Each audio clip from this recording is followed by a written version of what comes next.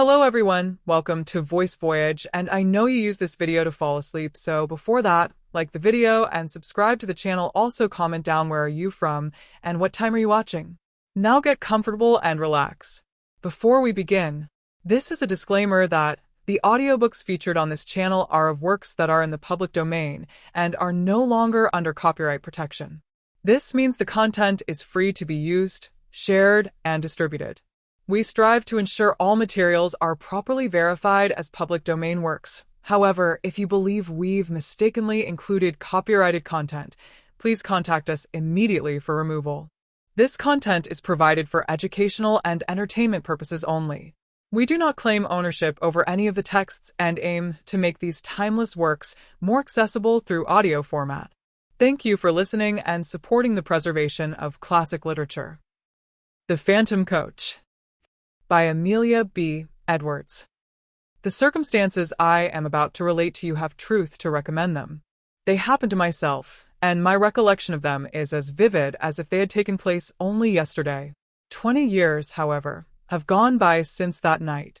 During those 20 years I have told the story to but one other person. I tell it now with a reluctance which I find it difficult to overcome. All I entreat, meanwhile, is that you will abstain from forcing your own conclusions upon me. I want nothing explained away. I desire no arguments. My mind on this subject is quite made up, and, having the testimony of my own senses to rely upon, I prefer to abide by it. Well, it was just 20 years ago, and within a day or two of the end of the grouse season. I had been out all day with my gun, and had had no sport to speak of. The wind was due east, the month December, the place, a bleak wide moor in the far north of England. And I had lost my way. It was not a pleasant place in which to lose one's way, with the first feathery flakes of a coming snowstorm just fluttering down upon the heather, and the leaden evening closing in all around. I shaded my eyes with my hand, and stared anxiously into the gathering darkness, where the purple moorland melted into a range of low hills, some 10 or 12 miles distant. Not the faintest smoke wreath, not the tiniest cultivated patch, or fence, or sheep track, met my eyes in any direction. There was nothing for it but to walk on and take my chance of finding what shelter I could by the way. So I shouldered my gun again, and pushed wearily forward, for I had been on foot since an hour after daybreak, and had eaten nothing since breakfast. Meanwhile, the snow began to come down with ominous steadiness, and the wind fell. After this, the cold became more intense, and the night came rapidly up. As for me, my prospects darkened with the darkening sky, and my heart grew heavy as I thought how my young wife was already watching for me through the window of our little inn parlor, and thought of all the suffering in store for her throughout this weary night.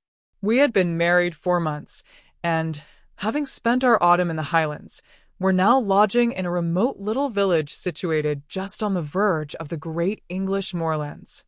We were very much in love, and of course very happy. This morning, when we parted, she had implored me to return before dusk, and I had promised her that I would. What would I not have given to have kept my word? Even now, weary as I was, I felt that with a supper, an hour's rest, and a guide, I might still get back to her before midnight, if only guide and shelter could be found. And all this time, the snow fell and the night thickened. I stopped and shouted every now and then, but my shouts seemed only to make the silence deeper. Then a vague sense of uneasiness came upon me, and I began to remember stories of travelers who had walked on and on in the falling snow until, wearied out, they were fain to lie down and sleep their lives away. Would it be possible, I asked myself, to keep on thus through all the long dark night? Would there not come a time when my limbs must fail, and my resolution give way? When I, too, must sleep the sleep of death. Death! I shuddered. How hard to die just now, when life lay all so bright before me. How hard for my darling, whose whole loving heart, but that thought was not to be borne. To banish it, I shouted again, louder and longer, and then listened eagerly. Was my shout answered, or did I only fancy that I heard a far-off cry? I hallooed again, and again the echo followed. Then a wavering speck of light came suddenly out of the dark, shifting, disappearing, growing momentarily nearer and brighter. Running towards it at full speed, I found myself, to my great joy, face to face with an old man and a lantern. "Thank God!" was the exclamation that burst involuntarily from my lips. Blinking and frowning, he lifted his lantern and peered into my face. "What for?" growled he sulkily. "Well, for you." I began to fear I should be lost in the snow. Then, folks do get cast away hereabouts fra time to time, and what's to hinder you from being cast away likewise, if the Lord's so minded? If the Lord is so minded that you and I shall be lost together, friend, we must submit, I replied. But I don't mean to be lost without you. How far am I now from Dwolding? A good 20 mile, more or less. And the nearest village? The nearest village is Wyke, and that's 12 mile t'other side. Where do you live, then? Out yonder, said he, with a vague jerk of the lantern. You're going home, I presume? Maybe I am. Then I'm going with you. The old man shook his head and rubbed his nose reflectively with the handle of the lantern. It ain't o' no use, growled he. He and let you and not he. We'll see about that, I replied briskly. Who is he? The master. Who is the master? That's nought to you, was the unceremonious reply. Well, you lead the way, and I'll engage that the master shall give me shelter and a supper tonight. You can try him, muttered my reluctant guide, and, still shaking his head, he hobbled, gnome-like, away through the falling snow. A large mass loomed up presently out of the darkness, and a huge dog rushed out, barking furiously. Is this the house? I asked. Aye, it's the house. Down bay. And he fumbled in his pocket for the key.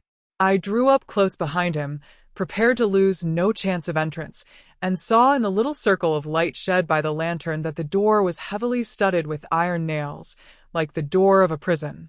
In another minute he had turned the key, and I had pushed past him into the house. Once inside, I looked round with curiosity and found myself in a great raftered hall, which served, apparently, a variety of uses. One end was piled to the roof with corn, like a barn. The other was stored with flour sacks, agricultural implements, casks, and all kinds of miscellaneous lumber, while from the beams overhead hung rows of hams, flitches, and bunches of dried herbs for winter use. In the center of the floor stood some huge object gauntly dressed in a dingy wrapping cloth and reaching halfway to the rafters. Lifting a corner of this cloth, I saw, to my surprise, a telescope of very considerable size, mounted on a rude movable platform, with 4 small wheels. The tube was made of painted wood, bound round with bands of metal rudely fashioned. The speculum, so far as I could estimate its size in the dim light, measured at least 15 inches in diameter. While I was yet examining the instrument, and asking myself whether it was not the work of some self-taught optician, a bell rang sharply. That's for you, said my guide, with a malicious grin. Yonder's his room.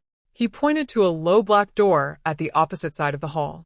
I crossed over, rapped somewhat loudly, and went in, without waiting for an invitation. A huge, white-haired old man rose from a table covered with books and papers and confronted me sternly. Who are you? Said he. How came you here? What do you want? James Murray, barrister at law. On foot across the moor. Meat, drink, and sleep. He bent his bushy brows into a portentous frown. Mine is not a house of entertainment, he said haughtily. Jacob, how dared you admit this stranger? I didn't admit him, grumbled the old man. He followed me over the moor and shouldered his way in before me. I'm no match for 6'2". And pray, sir, by what right have you forced an entrance into my house? The same by which I should have clung to your boat if I were drowning. The right of self-preservation. Self-preservation. There's an inch of snow on the ground already, I replied briefly, and it would be deep enough to cover my body before daybreak. He strode to the window, pulled aside a heavy black curtain, and looked out. It is true, he said. You can stay, if you choose, till morning. Jacob, serve the supper. With this he waved me to a seat, resumed his own, and became at once absorbed in the studies from which I had disturbed him. I placed my gun in a corner, drew a chair to the hearth, and examined my quarters at leisure. Smaller and less incongruous in its arrangements than the hall, this room contained, nevertheless, much to awaken my curiosity. The floor was carpetless. The whitewashed walls were in parts scrawled over with strange diagrams, and in others covered with shelves crowded with philosophical instruments, the uses of many of which were unknown to me.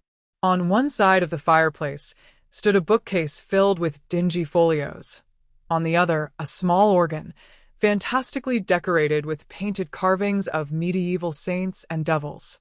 Through the half-open door of a cupboard at the further end of the room, I saw a long array of geological specimens, surgical preparations, crucibles, retorts, and jars of chemicals, while on the mantel-shelf beside me, amid a number of small objects, stood a model of the solar system, a small galvanic battery, and a microscope.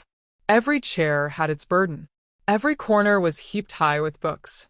The very floor was littered over with maps, casts, papers, tracings, and learned lumber of all conceivable kinds. I stared about me with an amazement increased by every fresh object upon which my eyes chanced to rest. So strange a room I had never seen, yet seemed it stranger still, to find such a room in a lone farmhouse amid those wild and solitary moors. Over and over again, I looked from my host to his surroundings and from his surroundings back to my host, asking myself who and what he could be. His head was singularly fine, but it was more the head of a poet than of a philosopher. Broad in the temples, prominent over the eyes, and clothed with a rough profusion of perfectly white hair, it had all the ideality and much of the ruggedness that characterizes the head of Louis von Beethoven. There were the same deep lines about the mouth, and the same stern furrows in the brow. There was the same concentration of expression. While I was yet observing him, the door opened, and Jacob brought in the supper. His master then closed his book, rose, and with more courtesy of manner than he had yet shown, invited me to the table. A dish of ham and eggs, a loaf of brown bread, and a bottle of admirable sherry were placed before me. "I have but the homeliest farmhouse fare to offer you, sir," said my entertainer. "Your appetite, I trust, will make up for the deficiencies of our larder." I had already fallen upon the viands and now protested, with the enthusiasm of a starving sportsman, that I had never eaten anything so delicious. He bowed stiffly and sat down to his own supper, which consisted, primitively, of a jug of milk and a basin of porridge. We ate in silence, and, when we had done, Jacob removed the tray. I then drew my chair back to the fireside. My host, somewhat to my surprise, did the same, and, turning abruptly towards me, said, "Sir, I have lived here in strict retirement for 23 years. During that time, I have not seen as many strange faces, and I have not read a single newspaper. You are the first stranger who has crossed my threshold for more than 4 years. Will you favor me with a few words of information respecting that outer world from which I have parted company so long?" "Pray interrogate me," I replied. "I am heartily at your service." He bent his head in acknowledgment, leaned forward, with his elbows resting on his knees and his chin supported in the palms of his hands, stared fixedly into the fire, and proceeded to question me. His inquiries related chiefly to scientific matters, with the later progress of which, as applied to the practical purposes of life, he was almost wholly unacquainted. No student of science myself, I replied as well as my slight information permitted, but the task was far from easy, and I was much relieved when, passing from interrogation to discussion, he began pouring forth his own conclusions upon the facts which I had been attempting to place before him. He talked, and I listened spellbound. He talked till I believe he almost forgot my presence, and only thought aloud. I had never heard anything like it then. I have never heard anything like it since. Familiar with all systems of all philosophies, subtle in analysis, bold in generalization, he poured forth his thoughts in an uninterrupted stream, and, still leaning forward in the same moody attitude with his eyes fixed upon the fire, wandered from topic to topic, from speculation to speculation, like an inspired dreamer. From practical science to mental philosophy, from electricity in the wire to electricity in the nerve, from Watts to Mesmer, from Mesmer to Reichenbach, from Reichenbach to Swedenborg, Spinoza, Condillac, Descartes, Berkeley, Aristotle, Plato, and the Magi and mystics of the East, were transitions which, however bewildering in their variety and scope, seemed easy and harmonious upon his lips as sequences in music. By and by I forget now by what link of conjecture or illustration he passed on to that field which lies beyond the boundary line of even conjectural philosophy and reaches no man knows whither. He spoke of the soul and its aspirations, of the spirit and its powers, of second sight, of prophecy, of those phenomena which, under the names of ghosts, specters, and supernatural appearances, have been denied by the skeptics and attested by the credulous of all ages. The world, he said, grows hourly more and more skeptical of all that lies beyond its own narrow radius, and our men of science foster the fatal tendency. They condemn as fable all that resists experiment. They reject as false all that cannot be brought to the test of the laboratory or the dissecting room. Against what superstition have they waged so long and obstinate a war, as against the belief in apparitions? And yet what superstition has maintained its hold upon the minds of men so long and so firmly? Show me any fact in physics, in history, in archaeology, which is supported by testimony so wide and so various, attested by all races of men, in all ages and in all climates, by the sober sages of antiquity, by the rudest savage of today, by the Christian, the pagan, the pantheist, the materialist. This phenomenon is treated as a nursery tale by the philosophers of our century. Circumstantial evidence weighs with them as a feather in the balance. The comparison of causes with effects, however valuable in physical science, is put aside as worthless and unreliable. The evidence of competent witnesses, however conclusive in a court of justice, counts for nothing. He who pauses before he pronounces is condemned as a trifler. He who believes is a dreamer or a fool. He spoke with bitterness, and, having said thus, relapsed for some minutes into silence. Presently he raised his head from his hands, and added, with an altered voice and manner, I, sir, paused, investigated, believed, and was not ashamed to state my convictions to the world. I, too, was branded as a visionary, held up to ridicule by my contemporaries, and hooted from that field of science in which I had labored with honor during all the best years of my life. These things happened just 23 years ago. Since then, I have lived as you see me living now, and the world has forgotten me, as I have forgotten the world. You have my history. It is a very sad one, I murmured, scarcely knowing what to answer. It is a very common one, he replied. I have only suffered for the truth, as many a better and wiser man has suffered before me. He rose, as if desirous of ending the conversation, and went over to the window. It has ceased snowing, he observed, as he dropped the curtain and came back to the fireside. Ceased, I exclaimed, starting eagerly to my feet. Oh, if it were only possible, but no. It is hopeless. Even if I could find my way across the moor, I could not walk 20 miles tonight. Walk 20 miles tonight, repeated my host. What are you thinking of? Of my wife, I replied impatiently. Of my young wife, who does not know that I have lost my way, and who is at this moment breaking her heart with suspense and terror. Where is she? At Dwolding, 20 miles away. At Dwolding, he echoed, thoughtfully. Yes, the distance, it is true, is 20 miles, but are you so very anxious to save the next 6 or 8 hours? So very, very anxious, that I would give 10 guineas at this moment for a guide and a horse. Your wish can be gratified at a less costly rate, said he, smiling. The night mail from the north, which changes horses at Dwolding, passes within 5 miles of this spot, and will be due at a certain crossroad in about an hour and a quarter. If Jacob were to go with you across the moor, and put you into the old coach road, you could find your way, I suppose, to where it joins the new one. Easily, gladly. He smiled again, rang the bell, gave the old servant his directions, and, taking a bottle of whiskey and a wineglass from the cupboard in which he kept his chemicals, said, The snow lies deep, and it will be difficult walking tonight on the moor. A glass of usquebaugh before you start. I would have declined the spirit, but he pressed it on me, and I drank it.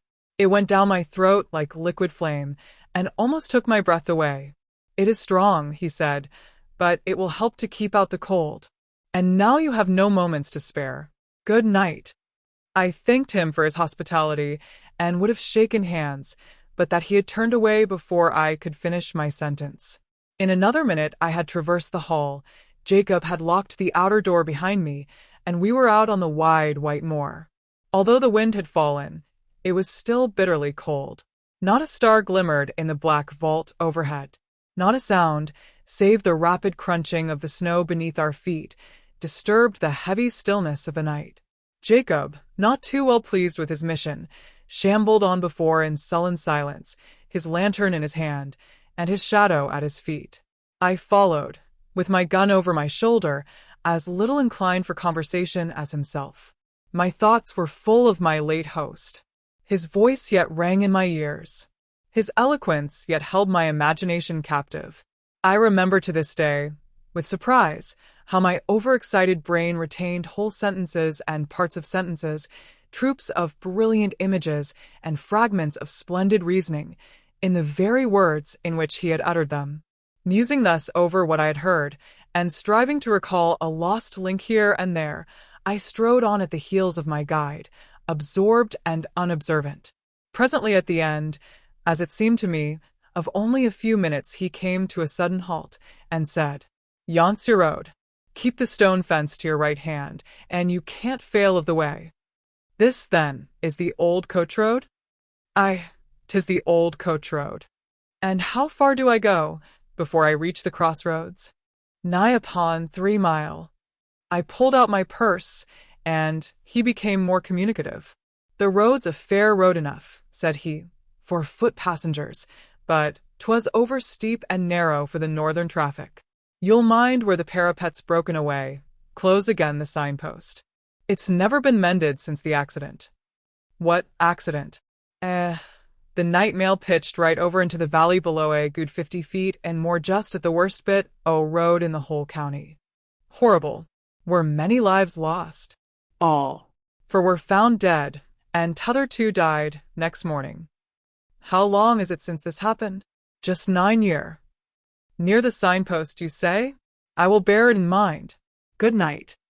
Good night, sir, and thank ye. Jacob pocketed his half-crown, made a faint pretense of touching his hat, and trudged back by the way he had come. I watched the light of his lantern till it quite disappeared, and then turned to pursue my way alone. This was no longer matter of the slightest difficulty, for, despite the dead darkness overhead, the line of stone fence showed distinctly enough against the pale gleam of the snow. How silent it seemed now, with only my footsteps to listen to, how silent and how solitary.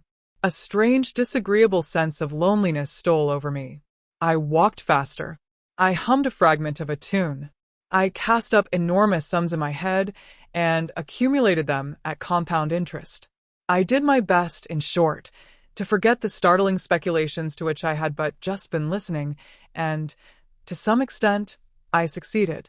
Meanwhile the night air seemed to become colder and colder, and though I walked fast, I found it impossible to keep myself warm. My feet were like ice. I lost sensation in my hands and grasped my gun mechanically. I even breathed with difficulty, as though, instead of traversing a quiet north country highway, I were scaling the uppermost heights of some gigantic Alp. This last symptom became presently so distressing that I was forced to stop for a few minutes and lean against the stone fence. As I did so, I chanced to look back up the road, and there, to my infinite relief, I saw a distant point of light, like the gleam of an approaching lantern. I at first concluded that Jacob had retraced his steps and followed me, but even as the conjecture presented itself, a second light flashed into sight, a light evidently parallel with the first, and approaching at the same rate of motion. It needed no second thought to show me that these must be the carriage lamps of some private vehicle, though it seemed strange that any private vehicle should take a road professedly disused and dangerous. There could be no doubt, however, of the fact, for the lamps grew larger and brighter every moment, and I even fancied I could already see the dark outline of the carriage between them. It was coming up very fast, and quite noiselessly, the snow being nearly a foot deep under the wheels. And now the body of the vehicle became distinctly visible behind the lamps. It looked strangely lofty. A sudden suspicion flashed upon me. Was it possible that I had passed the crossroads in the dark without observing the signpost, and could this be the very coach which I had come to meet? No need to ask myself that question a second time, for here it came round the bend of the road, guard and driver, one outside passenger, and 4 steaming greys, all wrapped in a soft haze of light, through which the lamps blazed out like a pair of fiery meteors. I jumped forward, waved my hat, and shouted. The mail came down at full speed and passed me. For a moment I feared that I had not been seen or heard, but it was only for a moment. The coachman pulled up. The guard, muffled to the eyes in capes and comforters, and apparently sound asleep in the rumble, neither answered my hail nor made the slightest effort to dismount. The outside passenger did not even turn his head. I opened the door for myself and looked in. There were but 3 travelers inside, so I stepped in, shut the door, slipped into the vacant corner, and congratulated myself on my good fortune. The atmosphere of the coach seemed, if possible, colder than that of the outer air, and was pervaded by a singularly damp and disagreeable smell. I looked round at my fellow passengers. They were all 3 men and all silent. They did not seem to be asleep, but each leaned back in his corner of the vehicle, as if absorbed in his own reflections. I attempted to open a conversation. "How intensely cold it is tonight," I said, addressing my opposite neighbor. He lifted his head, looked at me, but made no reply. "The winter," I added, "seems to have begun in earnest." Although the corner in which he sat was so dim that I could distinguish none of his features very clearly, I saw that his eyes were still turned full upon me. And yet he answered never a word. At any other time I should have felt, and perhaps expressed, some annoyance, but at the moment I felt too ill to do either. The icy coldness of the night air had struck a chill to my very marrow, and the strange smell inside the coach was affecting me with an intolerable nausea. I shivered from head to foot, and, turning to my left-hand neighbor, asked if he had any objection to an open window. He neither spoke nor stirred. I repeated the question somewhat more loudly, but with the same result. Then I lost patience and let the sash down. As I did so, the leather strap broke in my hand, and I observed that the glass was covered with a thick coat of mildew, the accumulation, apparently, of years. My attention being thus drawn to the condition of the coach, I examined it more narrowly, and saw by the uncertain light of the outer lamps that it was in the last stage of dilapidation. Every part of it was not only out of repair, but in a condition of decay. The sashes splintered at a touch. The leather fittings were crusted over with mold, and literally rotting from the woodwork. The floor was almost breaking away beneath my feet. The whole machine, in short, was foul with damp, and had evidently been dragged from some outhouse in which it had been mouldering away for years, to do another day or 2 of duty on the road. I turned to the 3rd passenger, whom I had not yet addressed, and hazarded one more remark. "This coach," I said, "is in a deplorable condition. The regular mail, I suppose, is under repair?" He moved his head slowly, and looked me in the face, without speaking a word. I shall never forget that look while I live. I turned cold at heart under it. I turn cold at heart even now when I recall it. His eyes glowed with a fiery, unnatural luster. His face was livid as the face of a corpse. His bloodless lips were drawn back, as if in the agony of death, and showed the gleaming teeth between. The words that I was about to utter died upon my lips, and a strange horror, a dreadful horror came upon me. My sight had by this time become used to the gloom of the coach, and I could see with tolerable distinctness. I turned to my opposite neighbor. He, too, was looking at me, with the same startling pallor in his face and the same stony glitter in his eyes. I passed my hand across my brow. I turned to the passenger on the seat beside my own, and saw, oh heaven! How shall I describe what I saw? I saw that he was no living man, that none of them were living men, like myself. A pale phosphorescent light, the light of putrefaction, played upon their awful faces. upon their hair, dank with the dews of the grave, upon their clothes, earth-stained and dropping to pieces, upon their hands, which were as the hands of corpses long buried. Only their eyes, their terrible eyes, were living, and those eyes were all turned menacingly upon me. A shriek of terror, a wild, unintelligible cry for help and mercy, burst from my lips as I flung myself against the door and strove in vain to open it. In that single instant, brief and vivid as a landscape beheld in the flash of summer lightning, I saw the moon shining down through a rift of stormy cloud, the ghastly signpost rearing its warning finger, by the wayside the broken parapet, the plunging horses, the black gulf below. Then the coach reeled like a ship at sea. Then came a mighty crashay sense of crushing pain, and then darkness. It seemed as if years had gone by when I awoke one morning from a deep sleep and found my wife watching by my bedside. I will pass over the scene that ensued and give you, in half a dozen words, the tale she told me with tears of thanksgiving. I had fallen over a precipice, close against the junction of the old coach road and the new, and had only been saved from certain death by lighting upon a deep snowdrift that had accumulated at the foot of the rock beneath. In this snowdrift I was discovered at daybreak by a couple of shepherds who carried me to the nearest shelter and brought a surgeon to my aid. The surgeon found me in a state of raving delirium, with a broken arm and a compound fracture of the skull. The letters in my pocketbook showed my name and address. My wife was summoned to nurse me, and, thanks to youth and a fine constitution, I came out of danger at last. The place of my fall, I need scarcely say, was precisely that at which a frightful accident had happened to the North Mail 9 years before. I never told my wife the fearful events which I have just related to you. I told the surgeon who attended me, but he treated the whole adventure as a mere dream born of the fever in my brain. We discussed the question over and over again, until we found that we could discuss it with temper no longer, and then we dropped it. Others may form what conclusions they please. I know that 20 years ago, I was the 4th inside passenger in that phantom coach.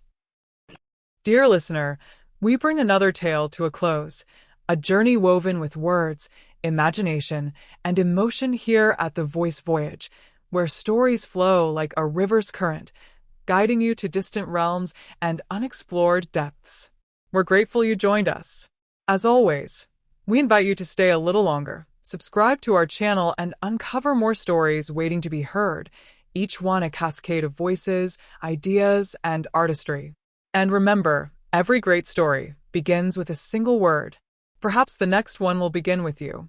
Until our voices meet again, may your days be filled with quiet moments, rich pages, and the gentle comfort of a well-told tale. This is the Voice Voyage signing off.